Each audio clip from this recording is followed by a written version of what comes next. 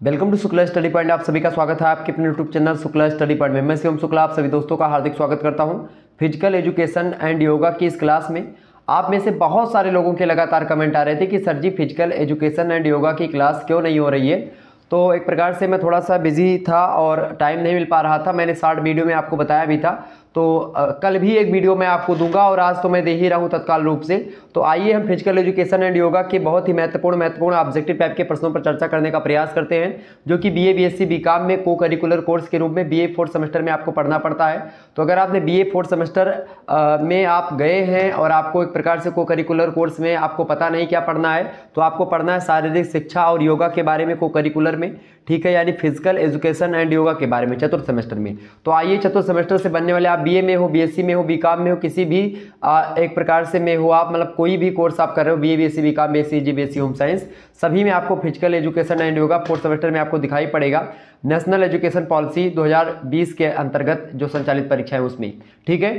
तो model paper है 2023 की परीक्षाओं के लिए और यही प्रश्न आपकी परीक्षा में आने वाले हैं। आइए हम एक प्रकार से प्रश्नों के ऊपर चर्चा कर लेते हैं।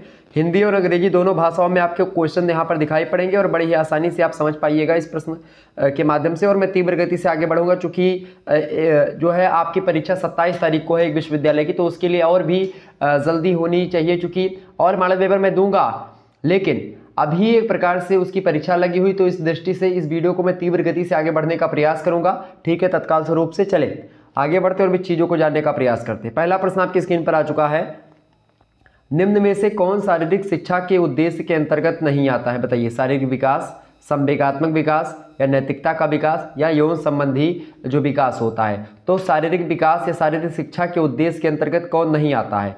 शारीरिक विकास जो है शारीरिक शिक्षा के अंतर्गत आता है, संवेगात्मक विकास भी आता है, नैतिकता का विकास भी शारीरिक शिक्षा के अंतर्गत आता है, फिजिकल एजुकेशन के अंतर्गत आता है। यौन शिक्षा का विकास ये नहीं आता है, तो ऑप्शन नंबर डी लगा दीजिएगा, यौन शिक्षा का विकास ये नहीं आता है। अंग्रेजी में लिखा हुआ है which of the following does not come, यहाँ पर अंग्रेजी में आप पढ़िएगा, ठीक है। यहाँ पर थोड़ा सा मिसप्रिंट, कुछ पता नहीं क्या लिखा हुआ दिखाई नहीं पड़ा, under the objective of physical education.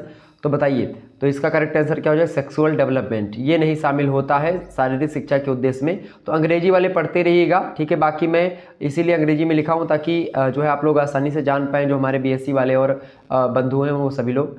अगला प्रश्न है, खेल साधन है, किसका साधन है खेल भाई? सांसारिक मुक्ति का, या चिंता एवं तनाव मुक्ति का, या पीड़ा से मुक्ति का, या इनमें से किसी का नहीं? बताइए सभी लोग, फटाफट से बताने का प्रयास करें। Sport are the means of, फटाफट से करेक्ट आंसर इसका क्या होगा बताइएगा। तो खेल साधन किसका होता है? चिंता और तनाव मुक्ति का एक प्रकार से साधन। अगर आप चिंतित हैं, आप किसी तनाव से ग्रसित हैं, तो आप खेल खेल लीजिए, आपका तनाव मुक्त हो जाएंगे आप। और एक प्रकार से जब आप खेल खेलते हैं तो सारा कंसंट्रेटेड फिजिकली एंड मेंटली दोनों आप एक प्रकार से खेल में लगाते हो, तो एक प्रकार से तनाव से चिंता से आप मुक्त हो पाएंगे। ऑप्शन नंबर इसका बी करेक्ट आंसर होगा। अगला क्वेश्चन आपकी स्क्रीन पर आ चुका है, प्रारंभ में मनुष्य शारीरिक शिक्षा का प्रयोग करता था, बताएं। रक्षा एवं भोजन हेतु, युद्ध के कौशल हेतु, या मनोरंजन के लिए, या खेल कौशल के विकास के लिए? तो मनुष्य जो है प्रारंभ में जो शारीरिक शिक्षा है इसका प्रयोग किस में करता था भाई? ये रक्षा और भोजन के लिए शारीरिक शिक्षा का प्रयोग करता था। ऑप्शन नंबर इसका ए करेक्ट आंसर होगा, फॉर डिफेंस एंड फूड, ठीक है। In the beginning man used physical education for defence and food. Next question आपकी स्क्रीन पर आ चुका है, देखिएगा। शारीरिक शिक्षा आज नौजवान की मूलभूत आवश्यकता है, यह कथन है, बताइएगा। Physical education is the basic need of youth today, this statement is, ये एक प्रकार से किसका कथन है? मुदालियर आयोग का, टीपी नन का, माध्यमिक शिक्षा आयोग का, या फिर जॉन ड्यूबी का? शिक्षा शास्त्री हैं सभी लोग। मुदालियर आयोग है शिक्षा से संबंधित ही है, माध्यमिक शिक्षा आयोग भी एक प्रकार से शिक्षा से रिलेटेड आयोग है, और टीपी नन शिक्षा शास्त्री है, जॉन ड्यूबी भी शिक्षा शास्त्री हैं, शिक्षा शास्त्र की जनक भी कहा जाता है कभी कहीं कहीं पर, आपको देखिएगा।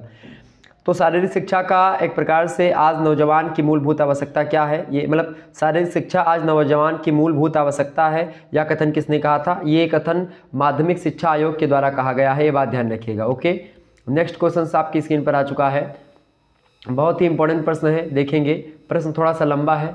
प्रश्न है, किसने कहा शारीरिक शिक्षा शिक्षा पद्धति का एक अंतिम अंग है जिसका उद्देश्य नागरिक को शारीरिक, मानसिक, संवेगिक तथा सामाजिक रूप से शारीरिक गतिविधियों के माध्यम से जो गतिविधियां उनके परिणामों को दृष्टिगत रख करके चुनी गई होती हैं उनको सक्षम बनाना है। ये कथन किसने कहा था शारीरिक शिक्षा के बारे में, उसकी परिभाषा को देते हुए? तो बूचर महोदय ने इस कथन को कहा था। Option number A correct answer हो जाएगा। तो जिन छात्र छात्राओं ने ए लगाया उनका बिल्कुल करेक्ट आंसर है। आगे बढ़ते हैं, अगला क्वेश्चन आपकी स्क्रीन पर आ चुका। अच्छा, किसने कहा था कि शारीरिक क्रियाओं पर केंद्रित अनुभवों के द्वारा जो परिवर्तन मानव में आते हैं वे ही शारीरिक शिक्षा कहलाते हैं? तो इसको कहा था कैसिडी महोदय ने। ध्यान रखिएगा। अगला क्वेश्चन आपकी स्क्रीन पर आ चुका। फटाफट से एक बार वीडियो को लाइक और शेयर कर दी जितने भी लोग देख रहे हो हमारे साथ। चले, अगला प्रश्न आपकी स्क्रीन पर आ चुका है, सभी लोग देखिएगा। प्रश्न है आपकी स्क्रीन पर कि स्वस्थ शरीर होने पर मन की कार्यविधि किस प्रकार की होती है? सुगम होती है या सुनिश्चित होती है या दोनों प्रकार की होती है, इनमें से कोई नहीं? व्हाट इज द जो है functioning of the mind when the body is healthy? बताएं। स्वस्थ शरीर होने पर मन की कार्यविधि किस प्रकार की होती है? तो वो सुगम भी होती है और सुनिश्चित भी होती है। ऑप्शन नंबर सी लगाइएगा, उपयुक्त दोनों की, both of the above. Next question आपकी स्क्रीन पर आ चुका है। शारीरिक शिक्षा में शरीर को किस प्रकार बनाया जाता है? बताइए। What type of body is made in physical education? तो सबल, सुडौल या हष्टपुष्ट? तो शारीरिक शिक्षा में शरीर को एक प्रकार से, इन सभी प्रकार, सबल, सुडौल, हष्टपुष्ट सब तरीके का बनाया जाता है। ऑप्शन नंबर डी लगा दीजिएगा, all of the above. Next question आपकी स्क्रीन पर आ चुका है। शारीरिक शिक्षा महत्वपूर्ण है क्योंकि? बताइए। Physical education is importance because it gives energy, या फिर अध्ययन से दूर भगाती है ये, या लड़ाई झगड़े के लिए तैयार करती है, इनमें से कोई नहीं? बताइए। तो शारीरिक शिक्षा क्या करती है भाई? शारीरिक शिक्षा जो करती है वो हमको स्फूर्ति प्रदान करती है, ऊर्जा प्रदान करती है। It gives energy. Option number इसका ए करेक्ट आंसर हो जाएगा। बहुत अच्छे तरीके से आप लोग समझ रहे हैं और बहुत अच्छे आंसर आपके आ रहे हैं। अगला क्वेश्चन आपकी स्क्रीन पर आ चुका है। कल भी मैं एक मॉडल पेपर दूंगा इसका, ठीक है, तो उसके लिए तैयार रहिएगा। अगला क्वेश्चन से शारीरिक शिक्षा का संबंध है। बताइए किससे संबंध है भाई? शारीरिक शिक्षा का संबंध है पीटी से, या फिर जिम्नास्टिक से, या ड्रिल से, या फिर उपयुक्त सभी से? बताइए। Physical education is related to, तो फिजिकल एजुकेशन का संबंध जो है इन सभी से है, जिम्नास्टिक से भी है, पीटी से भी है, ड्रिल से भी है। ऑप्शन नंबर डी लगा दीजिएगा, ऑल ऑफ द एबव, यानी उपयुक्त सभी करेक्ट आंसर हो जाएगा। अगला प्रश्न शारीरिक शिक्षा का क्षेत्र है। बताइए। पढ़ना, भाषण देना, शारीरिक क्रिया या नृत्य करना? The field of physical education is reading, speech, physical activities and to dance. बताइए। तो शारीरिक शिक्षा के क्षेत्र के अंतर्गत क्या आता है भाई? इनमें चारों में से शारीरिक क्रियाएं आती हैं, फिजिकल एक्टिविटीज आती हैं। ऑप्शन नंबर इसका सी करेक्ट आंसर हो जाएगा। तो ऐसे ही प्रश्न आपकी परीक्षा में आने वाले हैं, इन प्रश्नों को एकदम से रट डालिएगा। अगला क्वेश्चन आपकी स्क्रीन पर आ चुका है, सभी लोग देखने का प्रयास करेंगे। अगला प्रश्न आपकी स्क्रीन पर आ चुका है भाई, देखिएगा। प्रश्न है, आज भारत को भगवत गीता की ही नहीं बल्कि फुटबॉल के मैदानों की भी आवश्यकता है, यह कथन किसने कहा था? बताइए। तो आज भारत को भगवत गीता की ही नहीं, मतलब भगवत गीता की तो आवश्यकता है ही, उसकी आवश्यकता के साथ साथ फुटबॉल के मैदानों की भी आवश्यकता है, यह कथन कहा था जो एक प्रकार से यूथ आइकॉन आज के वर्तमान युग के हैं। आपको पता होगा स्वामी विवेकानंद जी की मैं बात कर रहा हूं, तो उन्होंने ही कहा था इस कथन को। ऑप्शन नंबर इसका सी करेक्ट आंसर हो जाएगा। वो उन्होंने ही कहा था कि today's India needs not only Bhagavad Gita but also football field, this statement is called Swami Vivekananda. Okay, option number C correct answer हो जाएगा। नेक्स्ट क्वेश्चन आपका आ चुका है, शारीरिक शिक्षा की अनौपचारिक क्रिया क्या है? अनौपचारिक, इनफॉर्मल एक्टिविटीज ऑफ एजुकेशनल, मतलब फिजिकल एजुकेशन इज। बताइए। तो शारीरिक शिक्षा की अनौपचारिक क्रिया क्या है? नृत्य, खेल या योगासन, या फिर ये सभी? अनौपचारिक क्रिया बताइएगा, फटाफट से आप बताने का प्रयास करेंगे। करेक्ट आंसर इसका क्या हो जाएगा? शारीरिक शिक्षा के बारे में आपसे प्रश्न पूछ रहा है कि शारीरिक शिक्षा की अनौपचारिक क्रिया है, तो ये सारी क्रियाएं जो है ये अनौपचारिक रूप से ही होती है। योगासन भी आप एक प्रकार से कोई नियम, एक प्रकार से कोई ट्रेनिंग लेकर के नहीं करते, वैसे भी योग आप कर सकते हो, घर पे भी खेल भी सकते हो, नृत्य भी कर सकते हो। ऑप्शन नंबर डी लगा दीजिएगा। नेक्स्ट क्वेश्चन आपकी स्क्रीन पर आ चुका है। प्रश्न है, शारीरिक शिक्षा व्यक्ति के किस विकास को ध्यान देती है भाई? तो शारीरिक शिक्षा व्यक्ति के किस विकास को ध्यान देती है? मानसिक, सामाजिक या शारीरिक, तीनों का ध्यान देती है। Option number D. Physical education focus on which development of an individual, mental, social and physical. Option number D, all of the above. Next question आपकी स्क्रीन पर आ चुका है। शारीरिक प्रशिक्षण के द्वारा व्यक्ति का शरीर बनाया जाता है। Through physical training the body of a person is made. बताएं। स्वस्थ भी बनाया जाता है, सहनशील भी, बलशाली भी बनाया जाता है। ऑप्शन नंबर डी लगा दीजिएगा, उपयुक्त सभी करेक्ट आंसर हो जाएगा। नेक्स्ट क्वेश्चन है आपका, खेल ही जीवन है या खेल ही जीवन सिद्धांत के प्रतिपादक कौन है, बताइए। तो खेल ही जीवन है इस सिद्धांत के प्रतिपादन किसने किया था? Who was the propounder of the principles of sports is life, किसने दिया था भाई ये? तो John Dewey, right answer, option number D correct answer हो जाएगा। तो इस प्रकार से आप लोग समझ रहे हैं बड़ी तीव्र गति से। अगला क्वेश्चन आपकी स्क्रीन पर आ चुका, फटाफट से आप देखने का प्रयास करिएगा। अगला क्वेश्चन आपकी स्क्रीन पर आ चुका है, एक बार फटाफट से वीडियो को लाइक कर दीजिएगा और शेयर कर दीजिएगा। प्रश्न आपका आ चुका है, ओलंपिक शपथ जो डोपिंग और ड्रग्स के विरुद्ध घोषणा करती है किन ओलंपिक खेलों में शुरू की गई, बताइएगा। तो किन ओलंपिक खेलों में? तो सिडनी 2000 ईस्वी में जो खेल हुआ था उसी से प्रारंभ हो गई है, ऑप्शन नंबर इसका ए करेक्ट आंसर होगा। अगला क्वेश्चन आप देखिएगा, किन ओलंपिक खेलों में इजराइल के दर्जन भर खिलाड़ियों की मौत आतंकवादी हमले में हो गई थी? तो कौन सा एक प्रकार से कौन सा ओलंपिक खेल था? तो 1972 का था, म्यूनिक में, ऑप्शन नंबर इसका बी करेक्ट आंसर हो जाएगा। ठीक है, नेक्स्ट क्वेश्चन आपकी स्क्रीन पर आ चुका है, देखिएगा अंग्रेजी में आप पढ़ते रहिएगा। अगला क्वेश्चन है आपका, रियो ओलंपिक 2016 में कौन सी कंपनी आधिकारिक तौर पर टाइम कीपर रही, बताइए। तो कौन सी कंपनी रही time keeper? Which company was officially time keeper in Rio Olympic 2016, बताइएगा। करेक्ट आंसर इसका क्या हो जाएगा भाई? तो इसका करेक्ट आंसर हो जाएगा ओमेगा, ऑप्शन नंबर इसका सी करेक्ट आंसर हो जाएगा, omega is right answer. Next question आप देखिएगा, अगला प्रश्न आपकी स्क्रीन पर आ चुका है, निम्नलिखित में से किस भारतीय महिला खिलाड़ी ने सर्वप्रथम भारत का ओलंपिक खेलों में प्रतिनिधित्व या भागीदारी किया, बताइएगा। किसने किया था सबसे पहले? तो कौन सी महिला थी वो? तो मैरी डिसूजा, ऑप्शन नंबर इसका बी करेक्ट आंसर हो जाएगा। नेक्स्ट क्वेश्चन आपकी स्क्रीन पर आ चुका है, देखिएगा। प्रश्न है, दक्षिण कोरिया 2014 एशियाई खेलों में कितनी खेल श्रेणियों को शामिल किया गया है? How many sports categories did south Korea win in the 2014 Asian games, बताइएगा। तो इसका करेक्ट आंसर हो जाएगा ऑप्शन नंबर बी 36। ठीक है, तो 36 खेल श्रेणियों को शामिल किया गया था। आगे बढ़ते हैं, अगला क्वेश्चन आपकी स्क्रीन पर आ चुका है, सभी लोग देखने का प्रयास करेंगे। नेक्स्ट क्वेश्चन से आपकी स्क्रीन पे आ चुका है, गतिशील पेशीय कार्य कौन होते हैं, बताइए। प्रश्न आपकी स्क्रीन पर आ चुका है, बहुत ही इंपॉर्टेंट प्रश्न है। प्रश्न है कि गतिशील पेशीय कार्य कौन से होते हैं, बताइए। लंबी कूद, 100 मीटर की दौड़ या ऊंची कूद, फटाफट से आप बताने का प्रयास करेंगे। What are dynamic muscles functions, तो वो सारे होते हैं भाई, ये तीनों ऐसे ही खेल होते हैं जो कि पेशीय कार्य करते हैं, ऑप्शन नंबर डी लगा दीजिएगा। 100 मीटर की दौड़, लंबी कूद, ऊंची कूद, सब, long jump, 100 metre race, high jump, ये सब। नेक्स्ट क्वेश्चन है आपका, शारीरिक क्षमता के मूलभूत कौशल कौन कौन से होते हैं? What are the basic skills of physical ability, बताइए। तो शारीरिक शिक्षा के मूलभूत कौशल में अगर बात की जाए तो खास करके दौड़ना भी शामिल होता है, चकमा देना, संतुलन बनाना, रनिंग, एक प्रकार से डोज एंड बैलेंसिंग, ये तीनों चीज़ें एक प्रकार से इंपॉर्टेंट है, ऑप्शन नंबर डी लगा दीजिएगा। तो ये सब मूलभूत कौशल होते हैं शारीरिक क्षमता के। नेक्स्ट क्वेश्चन आपकी स्क्रीन पर आ चुका है, पानी के वायविक कार्यक्रम में कौन कौन से घटक शामिल हैं, बताइएगा। What are the components involved in water pneumatic programmes, बताइए। वायविक कार्यक्रमों में कौन कौन से घटक शामिल हैं?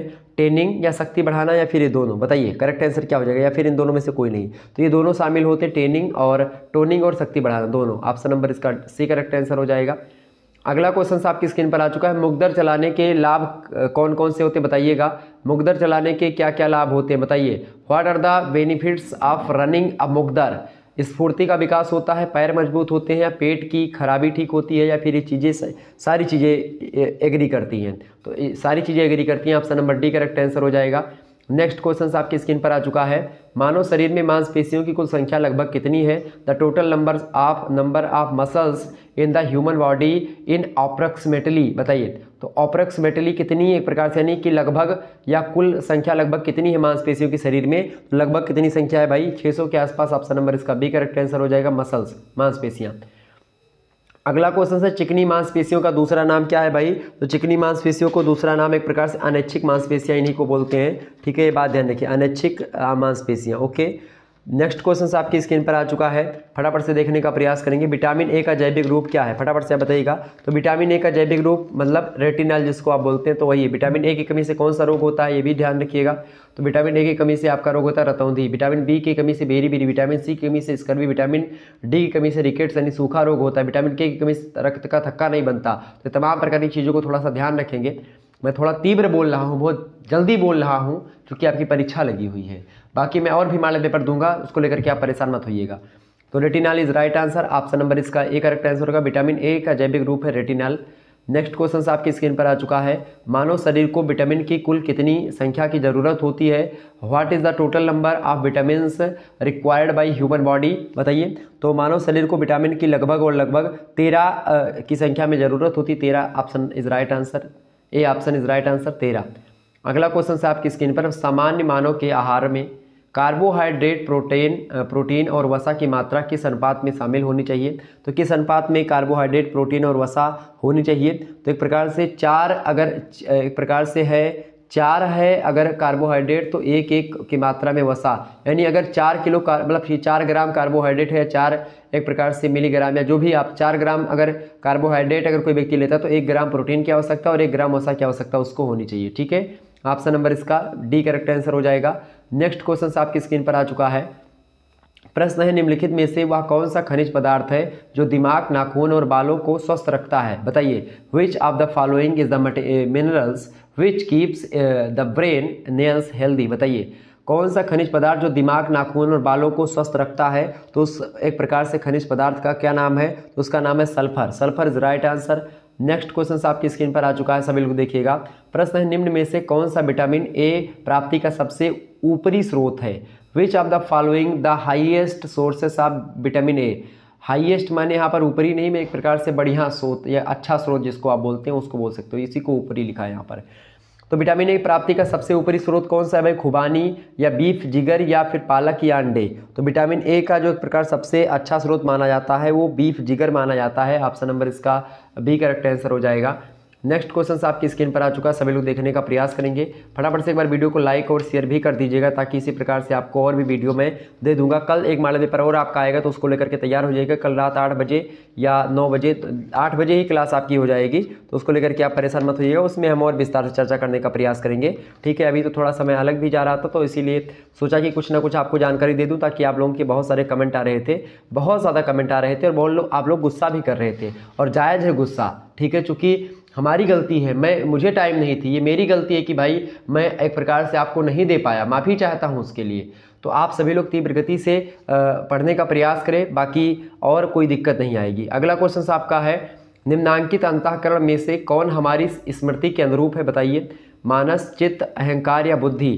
विच one of the following consciousness corresponds to our memory, बताइए। अंतःकरण में से कौन हमारी स्मृति के अनुरूप है, तो बताएं कौन अनुरूप है भाई हमारी स्मृति के। फटाफट से बताने का प्रयास करेंगे, सभी लोग बताइएगा।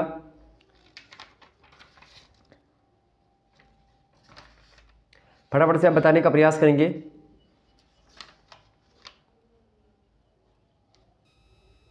बताइए भाई करेक्ट आंसर इसका क्या होगा। बिल्कुल बुद्धि is right answer, C option is right answer, intelligence. Next question आपकी स्क्रीन पर आ चुका है, सभी लोग देखिएगा। संस्कृत में बंध का शाब्दिक अर्थ है, बताइए सभी लोग फटाफट से। संस्कृत में बंध का शाब्दिक अर्थ क्या होता है, फटाफट से आप बताइएगा। द लिटरल मीनिंग ऑफ बंध इन संस्कृत इज। तो संस्कृत में बंध का मतलब क्या होता है, बंध का मतलब होता है बंद करना। ऑप्शन नंबर इसका सी करेक्ट आंसर होगा, टू क्लोज। नेक्स्ट क्वेश्चन आपकी स्क्रीन पर आ चुका है, देखिएगा। रिक्त स्थान भरे व्यवहार में सत्यता, सादगी और संभाव है, बताइए। तो एक रिक्त स्थान भरे मतलब इस पर आपको यहाँ पर भरना है कि व्यवहार में सत्यता, सादगी और संभाव है, किसमें, तमस, सत्व या फिर रजस, या इनमें से कोई नहीं, बताइए। तो 3 प्रकार के गुण होते हैं, खास करके रजस, रज, तम और सत। ठीक है, तो इसमें से करेक्ट आंसर हो जाएगा सत्य। ये एक प्रकार से सत्य, व्यवहार में सत्यता, सादगी और संभाव है, तो ये एक प्रकार सत्य जो होता है ये इंपॉर्टेंट होता है, खास करके सत्य रज तम में सबसे इंपॉर्टेंट होता है सत्य। अगला क्वेश्चन से, स्वयं को उच्च सिद्धांतों के लिए उत्सर्ग और समर्पण है, बताइए। शौच, तपस, संतोष या एक प्रकार से ईश्वर प्राणिधान, बताइए। करेक्ट आंसर इसका क्या हो जाएगा। तो स्वयं को उच्च स्थानों या सिद्धांतों के लिए उत्सर्ग और समर्पण क्या होता है? ईश्वर प्राणिधान बोलते हैं उसको। Option number D correct answer हो जाएगा। D option is right answer. Next question आपकी स्क्रीन पर आ चुका। प्राणायाम का अभ्यास एक प्रकार की योगिक क्रिया है जो संशोधित करता है, क्या करता है भाई? वो संशोधित करता है विज्ञानमय कोश। ऑप्शन नंबर इसका डी करेक्ट आंसर हो जाएगा। तो डी ऑप्शन साइंटिफिक डिक्शनरी। अगला क्वेश्चन आपकी स्क्रीन पर आ चुका है, फटाफट से आप देखने का प्रयास करेंगे। अगला प्रश्न आपकी स्क्रीन पर है, बहुत ही इंपॉर्टेंट प्रश्न है, चले देखिएगा भाई। ऑक्सीजन यानी श्वास लेना क्या है बताइए? ऑक्सीजन या श्वास लेना है कुंभक, रेचक, पूरक। तो ये पूरक होता है एक प्रकार से, ये पूरक होता है, कॉम्प्लीमेंट्री है एक प्रकार से। Taking oxygen is complementary. Next question आपका है, देखिएगा। योग श्रुत वृद्धि चा निरोधा, ये परिभाषा किसने दी थी? योग के बारे में किसने कहा था? योगाश्रित वृत्ति चा निरोधा, इसको कहा था पतंजलि ने। पतंजलि की एक रचना भी है, योग शास्त्र उन्हीं की रचना है, ठीक है। ये बात ध्यान रखिएगा, ऑब्जेक्टिव में प्रश्न पूछा सकता है। द डेफिनेशंस ऑफ, किसने दिया था यह परिभाषा योग की? योगाश्रित वृत्ति चा निरोधा, तो इसको दिया था किसने भाई? पतंजलि ने। अगला क्वेश्चन देखिएगा, बंध क्या है? मूल बंध या उड्डयन बंध या फिर जालंधर बंध? ये बंध क्या होता है? तो ये तीन प्रकार की, ये बंध तीनों हैं एक प्रकार से। ऑप्शन नंबर डी लगा दीजिएगा। अगला क्वेश्चन है, प्रश्न है रेक्टस एब्डोमेन, मांसपेशियां घूमती हैं बताइए। तो रेक्टस एब्डोसी मतलब कि एब्डोमेन जो मांसपेशियां हैं वो घूमती हैं, न्योली, बस्ती या धोती या नेति। तो इसका करेक्ट आंसर हो जाएगा न्योली। Option number B correct answer हो जाएगा। नेक्स्ट क्वेश्चन आपकी स्क्रीन पर आ चुका है, योगासन से पूर्व की जाने वाली शुद्धि क्रियाओं की संख्या कितनी है बताइए? 6 है, 7 है, 10 है या 3 है? तो योगासन से पूर्व की जाने वाली शुद्धि की क्रियाओं में एक प्रकार से 6 क्रियाएं मानी जाती हैं। ऑप्शन नंबर इसका ए करेक्ट आंसर हो जाएगा। अगला क्वेश्चन आपकी स्क्रीन पर आ चुका, नासिका की सफाई के लिए प्रयुक्त करते हैं। नासिका की सफाई के लिए सूत का धागा प्रयोग किया जाता है। ऑप्शन नंबर इसका सी करेक्ट आंसर हो जाएगा। तो इस प्रकार से आप लोग तमाम सारे प्रश्नों को जान रहे हैं, एक बार फटाफट से शेयर कर दीजिएगा वीडियो को, आगे बढ़ते हैं। अगला क्वेश्चन आपकी स्क्रीन पर आ चुका है, सभी लोग देखने का प्रयास करेंगे। प्रश्न है, योग सूत्र के रचयिता कौन है बताइए? तो योग सूत्र के रचयिता कौन है भाई? फटाफट से आप बताने का प्रयास करेंगे। तो योग सूत्र के रचयिता कौन है? बिल्कुल बिल्कुल महर्षि Patanjali is right answer. Option number इसका सी करेक्ट आंसर हो जाएगा। Who is the author of योग शास्त्र? महर्षि पतंजलि। नेक्स्ट क्वेश्चन आपकी स्क्रीन पर आ चुका है, योग के 8 अंगों में से प्रथम 5 माने जाते हैं बताइए। Out of the 8 limbs of yoga the first 5 are considered बताइए। तो उनमें से जो फर्स्ट 5 है वो कौन, उन 5 में से कौन इनमें भी शामिल है? तो इनमें से जो बाह्य साधन है वो शामिल है। Option number B correct answer हो जाएगा। नेक्स्ट क्वेश्चन आपकी स्क्रीन पर आ चुका है, प्रश्न निम्नलिखित में से कौन सा अष्टांग योग नहीं है? तो अष्टांग योग इनमें से कौन सा नहीं? धौति जो है ये अष्टांग योग नहीं है। प्राणायाम, यम, नियम ये सब हैं। Which of the following is not अष्टांग योगा? तो धौति नहीं है, बाकी सब हैं, ठीक है इनमें से। अगला क्वेश्चन आपकी स्क्रीन पर आ चुका है, सभी लोग देखिएगा। प्रश्न है कि पद्मासन, पवन मुक्तासन, भुजंगासन और शलभासन मुख्यतः किन रोगों के लिए लाभदायक होते हैं? तो ये सारी क्रियाएं जो हैं ये पेट की बीमारी जितनी होती हैं सारी खत्म हो जाती हैं इससे। Option number D correct answer हो जाएगा, स्टोमक डिसीजेस, पेट की बीमारियां। नेक्स्ट क्वेश्चन आपकी स्क्रीन पर आ चुका है, धनुरासन, मत्स्येंद्रासन, शलभासन, सूर्य नमस्कार मुख्यतः किन रोगों में फायदा करते हैं या फायदा पहुंचाते हैं? तो एक प्रकार से मधुमेह में एक प्रकार सबसे महत्वपूर्ण होते हैं ये क्रियाएं करना। एक प्रकार से मत्स्येंद्रासन, शलभासन, सूर्य नमस्कार, धनुरासन, ठीक है। ऑप्शन नंबर इसका बी करेक्ट आंसर हो जाएगा। इस प्रकार से आपने ये चीज़ों को समझा, ठीक है। प्राणायाम अष्टांग योग का कौन सा अंग है? तो ये चौथा अंग होता है प्राणायाम अष्टांग योग का, ठीक है। ये बात ध्यान रखिएगा। अष्टांग योग में 5वां चरण कौन सा होता है? तो प्रत्याहार का होता है, ओके। ये सब थोड़ा सा ध्यान रखिएगा, एग्जाम में प्रश्न आपका एग्जाम में प्रश्न पूछा सकता है। अगला क्वेश्चन आपकी स्क्रीन पर आ चुका है, सभी लोग देखने का प्रयास करेंगे। इंपॉर्टेंट प्रश्न है, प्रश्न है फुटबॉल के खेल में कितने कानून यानी लॉ होते हैं? तो फुटबॉल के कानून में कितने कानून लागू होते हैं भाई? 17 कानून लागू होते हैं फुटबॉल के गेम में। Option number D correct answer होगा। अगला क्वेश्चन आपकी स्क्रीन पर आ चुका है, किस खेल में खिलाड़ी को सफ़ेद कार्ड दिखाया जाता है? In which game white card is shown to the player? बताइए किस खेल में खिलाड़ी को सफ़ेद कार्ड दिखाया जाता है? तो वो रग्बी में दिखाया जाता है। ऑप्शन नंबर इसका बी करेक्ट आंसर होगा। अगला क्वेश्चन देखेंगे, जिम्नास्टिक में बाल्टिंग टेबल की लंबाई कितनी होती है? तो what is length of vaulting table in gymnastic? तो इसमें जो बाल्टिंग टेबल होती है उसकी लंबाई जो होती है भाई वो 120 सेंटीमीटर के आसपास होती है। Option number B correct answer होगा। नेक्स्ट क्वेश्चन आपकी स्क्रीन पर आ चुका है, ट्राइथलन के अंदर कौन से इवेंट शामिल हैं? तो इनमें से स्विमिंग तैराकी जिसको बोलते हैं 1500 मीटर की तैराकी, बाइक रेसिंग जो है ये 40 किलोमीटर की, रनिंग यानी दौड़ जो है 25 किलोमीटर की, ये शामिल होती है ट्राइथलन के अंदर। ठीक है, ये इवेंट होता है एक प्रकार से, इसमें ये 3 चीज़ें शामिल होती है। एक तो तैराकी यानी स्विमिंग 1500 मीटर का, और बाइक रेसिंग जो है 40 किलोमीटर का, रनिंग दौड़ जो होती है वो 25 किलोमीटर की। ठीक है, तो ऑप्शन नंबर इसका ये करेक्ट आंसर होगा। अगला क्वेश्चन आपकी स्क्रीन पर आ चुका है, जूडो खेल में कितने वजन वर्ग मतलब कितने वजन वर्ग हैं पुरुषों के लिए 2016 के वजन निर्माण के अनुसार? अगर देखें तो जूडो खेल में कितने वजन हैं एक प्रकार से पुरुषों के लिए खास करके 2016 के वजन निर्धारण के अनुसार? तो 7, ऑप्शन नंबर इसका डी करेक्ट आंसर हो जाएगा। तो इस प्रकार से आपने तमाम प्रकार के प्रश्नों को समझा, और मैं कल और भी अच्छे अच्छे प्रश्नों को आपके समक्ष रखूंगा। ठीक है, तो आप कल वाला वीडियो जरूर देखिएगा। चलिए फिर मिलते हैं हम नेक्स्ट वीडियो में, तब तक के लिए जय हिंद जय भारत। और आज की वीडियो के माध्यम से लगभग हमने 45-46 प्रश्नों को समझ लिया है। ठीक है, लगभग 50 प्रश्न होंगे, लेकिन मैं मान रहा हूँ कि मैंने 45-46 प्रश्नों को ही दिया है। तो एक प्रकार से ये आपके लिए इंपॉर्टेंट है, और बाकी मैं लगभग कल जो है 100 इंपॉर्टेंट ऑब्जेक्टिव टाइप के प्रश्नों को मैं कल दूंगा, तो उसको लेकर के आप तैयार हो जाइएगा। मिलते हैं फिर नेक्स्ट वीडियो में, तब तक के लिए जय हिंद जय भारत। आप सभी का बहुत बहुत धन्यवाद हमारे से जुड़ने के लिए। इसी प्रकार से अपना प्यार हमेशा बनाए रखिए। Good night, all of you, बहुत बहुत धन्यवाद।